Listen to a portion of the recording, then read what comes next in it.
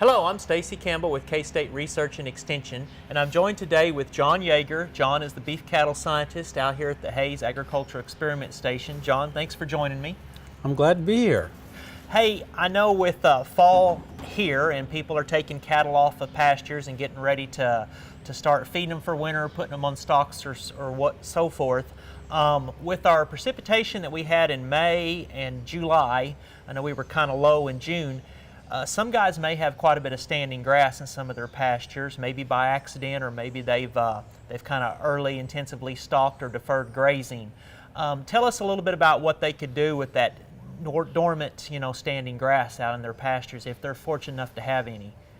We've actually gone to planting and having some residual forage here or standing dormant forage just to cut our hay costs. Okay. And so in managing that grass, you need to consider how much is there, how long can they stay there, and also as we go into late fall, early winter, the protein level in that grass really declines. Mm-hmm. And typically here at the research center, we test our dormant forage and it comes in about 4% on a typical year. Okay. During a drought year, it may be between 7 and 8% because that even dormant.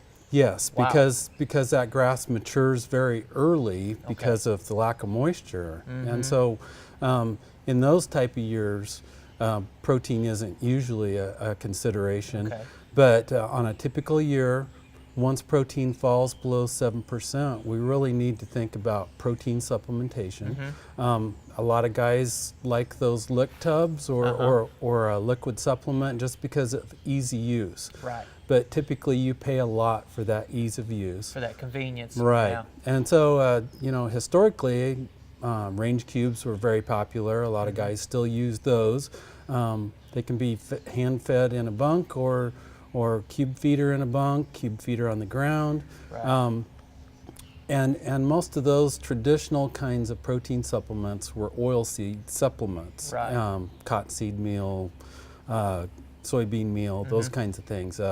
Now with the advent of the ethanol industry, dried distillers grain is a very good option. We slightly modified it, our cube feeder box, and dropped the auger just a little bit closer so that flighting's closer to the bottom, and it dispenses the dried distillers very well.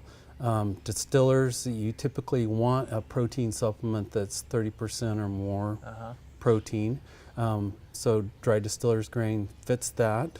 And so it's a really cheap option for producers. Nice thing about the distillers too, it's high in energy as well as protein. Yes, yes. High in phosphorus. Yes. So you might not have to put near the mineral out or low phos type mineral. Yes, because phosphorus is an expensive component of your mineral, and so you can go with a mineral that has less phosphorus and cheapen up that as well. And then something interesting about the dried distillers, you guys have done quite a bit of research with feeding that to your cows out here. You can put that in piles. I think that's the way y'all did, and it worked good. I think some guys would probably think they're going to lose some of that, but they just pretty much licked the ground. There wasn't hardly any of it left. Yes, it's hard to find any residual left. They just essentially will eat it into the dirt. Kind of like candy. Yeah. And then let's talk too, you guys did a pretty extensive study using a lot of beef cows for I think at least 2 years on how frequent you have to bring protein and still maintain your performance of your cows, the frequency or interval of feeding the protein. Yes. We fed daily, once every 3 days or once every 6 days, and we did that 2 separate winters and looked at cow performance, calf birth weights, body condition scores of those cows, and it really didn't matter if you fed daily or once a week. So you just take the amount needed on a given day and multiply by 6 or 7. And so just deliver that. The one interesting thing we did see is when we fed 6 days worth of supplement, those cows, we were actually feeding some hay during that year because of the drought, in addition to grazing the dormant forage. Within an hour after feeding the hay, most of the cows that had had the 6 days worth of supplement weren't consuming hay any longer because they were so full. So it will modify their behavior We followed that up with a study that we fed either daily or every 6 days, and then flipped half of each group. Okay. So they went from getting fed daily to once every 6, or went from once every 6 to daily. Okay. And the cow performance, body weight gain actually went down because getting close to calving, there's not a lot of ruminal room, and they had to modify their grazing behavior as well as their supplement intake. Okay. And so their performance decreased. And so once you choose a method, daily or 3 times a week or whatever, stick with it throughout the feeding period. Okay, okay. But yeah, it didn't affect the performance of the cattle, and of course, less trips out there to have to haul protein equates to saving a little bit of money. Right, and that's really was our ultimate goal, is to reduce labor, try to get back more to that convenience of a lick tub or liquid supplement. Okay, and then one other thing that you've kind of touched on that we talked about a little bit was, you know, if you've got your hay, your forage is 8% protein or higher, and your cows are in pretty good flesh condition, you don't really need to be bringing them any protein until what, probably after they calve?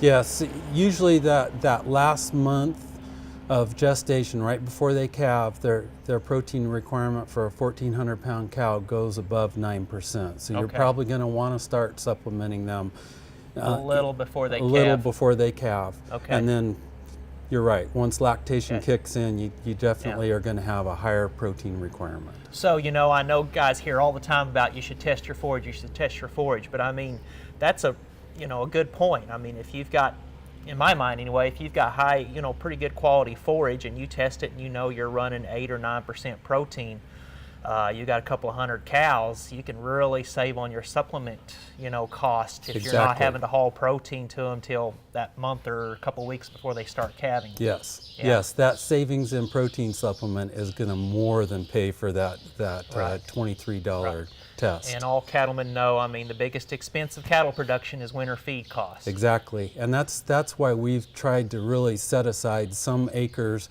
that we don't graze during the summer months, and we've cut our hay usage by 2/3 of what we used to feed here. And then one other thing is when you are looking at protein sources, to try to figure it on the cost per pound of a dry matter basis. Exactly. And, it's a simple calculation. If guys do that, I think they'd be quite surprised in seeing the variability in prices of protein, from the convenience ones to the, and you said, I believe, DDGs have been very competitively priced for several years now. Yes, yes, and like you said, you're getting an added bang for your buck because of the soluble fiber and the fat in the product is going to give those cows some extra energy as they go into calving and lactation. Okay. All right. Well, John, we appreciate you again taking the time to be with us today, and we hope as cattlemen maybe you can consider some of these tips to try to reduce some of your input costs during the winter feeding period. And this has been Stacy Campbell and John Jaeger with K-State Research and Extension and Eagle Community Television.